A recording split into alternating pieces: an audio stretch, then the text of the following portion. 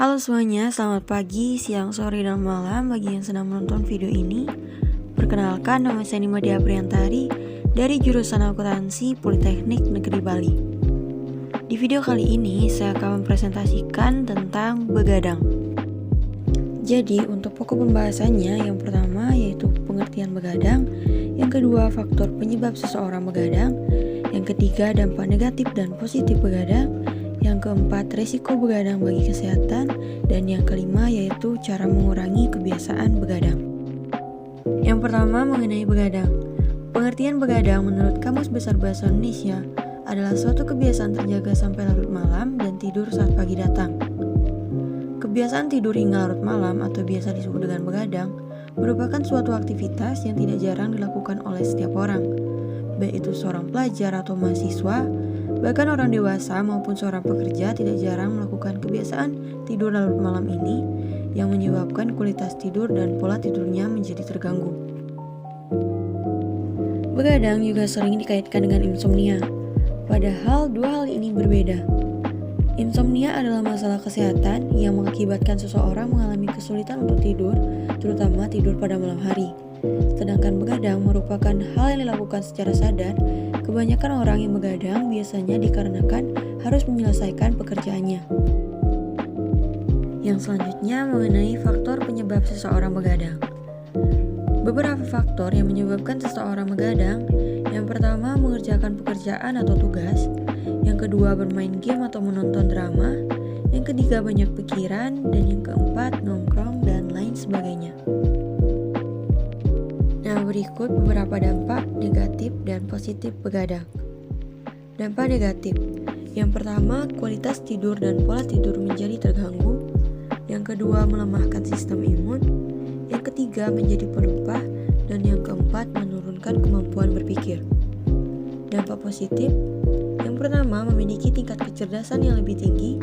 Yang kedua, tingkat konsentrasi lebih baik pada sore hari. Yang ketiga, lebih rileks. Dan yang keempat, memiliki penalaran dan kreativitas yang lebih baik. Meski ada beberapa studi yang menemukan manfaat begadang, tetapi risiko kesehatan akibat kebiasaan buruk tersebut juga harus dipertimbangkan. Seperti selanjutnya, beberapa risiko begadang bagi kesehatan. Yang pertama yaitu obesitas. Kurang tidur dapat meningkatkan produksi hormon kortisol atau hormon stres dan juga berhubungan dengan meningkatnya produksi insulin. Kadar insulin yang tinggi berhubungan dengan kenaikan berat badan atau faktor risiko terjadinya obesitas.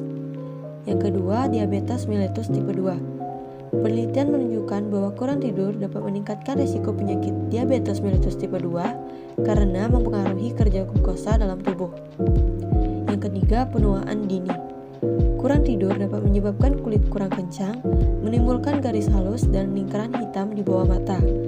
Hal ini terjadi karena kurang tidur membuat tubuh memproduksi hormon kortisol dalam jumlah berlebih dan menyebabkan tubuh memecah kolagen pada kulit sehingga kandungan kolagen pada kulit berkurang. Yang keempat yaitu penyakit jantung dan hipertensi. Seseorang yang punya hipertensi atau tekanan darah tinggi, satu malam saja kurang tidur dapat menyebabkan tekanan darah mereka naik pada hari-hari berikutnya. Dampak ini bisa berkembang menjadi penyakit jantung dan stroke. Yang kelima, gangguan mood. Penelitian melaporkan bahwa orang yang tidur 4,5 jam per malam menunjukkan perasaan lebih stres, sedih, marah, dan kelelahan mental. Orang yang tidur 4 jam per malam juga menunjukkan penurunan pada optimisme dan kemampuan sosialisasi. Dan yang terakhir, meningkatkan resiko kematian. Sebuah studi menyatakan bahwa tidur yang hanya berdurasi 5 jam dapat meningkatkan risiko kematian sebesar 12%. Peningkatan risiko ini berlaku untuk semua penyebab kematian, terutama kematian yang disebabkan penyakit jantung dan pembuluh darah.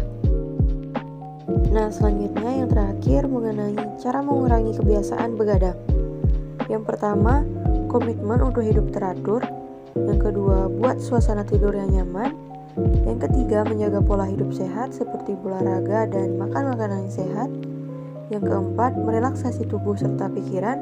Yang kelima, hindari merokok dan minum kopi saat hendak tidur. Yang keenam, jangan menonton televisi sampai larut malam. Dan yang terakhir, hindari bermain handphone terlalu lama. Sebelum berakhir, berikut saya akan tampilkan video tentang seberapa lama kita bisa tahan enggak tidur.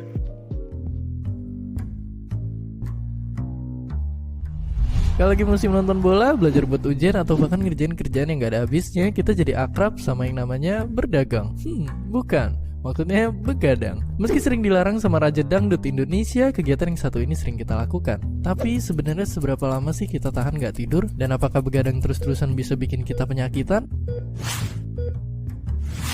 Meski belum ada jawaban pasti, rekor terlama manusia tahan gak tidur itu 11 hari. Ya, lebih dari seminggu. Tapi nyatanya, rata-rata orang cuma tahan gak tidur 2-3 hari aja. Meski begitu, kegiatan yang total ngabisin sepertiga atau kira-kira 24 tahun umur kita tentu penting buat kita.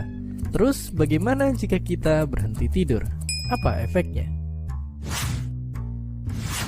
Oke, jadi setelah seharian nggak tidur, kemampuan otak kita pelan-pelan akan menurun. Ibaratnya mesin, tubuh kita terus bekerja dan itu bikin kita kelelahan. Ketika kita makin lelah, konsentrasi dan reaksi kita pun semakin dan semakin lemah. 2 hari nggak tidur, metabolisme kita sulit mencerna glukosa dan sistem imun tubuh kita pun berhenti bekerja. Sampai akhirnya beberapa hari nggak tidur, muncul lingkaran hitam di mata, otak mulai berhalusinasi, dan kurang tidur dalam waktu yang cukup lama bikin kita jadi pikun karena sel-sel dalam otak bertingkah kayak zombie dan makan sel tubuhnya sendiri. Sungguh mengerikan.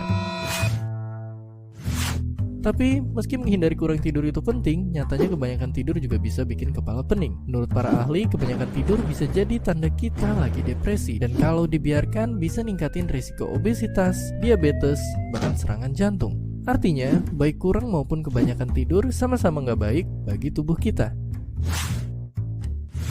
Tapi jangan khawatir, sebelum semakin parah, cara perbaikinya cukup dengan kembalikan pola tidur ke asal, dan ya, tubuh kita pun akan kembali berfungsi dengan normal. Penelitian bilang meski dampak nggak tidur itu terlihat nyata, nyatanya nggak ada efek jangka panjang yang ngaruh ke kesehatan.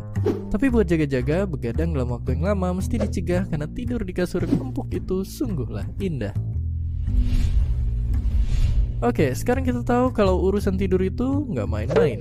Jadi mulai sekarang, kalau udah banyak penguap dan mata mulai lelah, kita bisa mulai kurang-kurangin begadang kalau memang tiada artinya.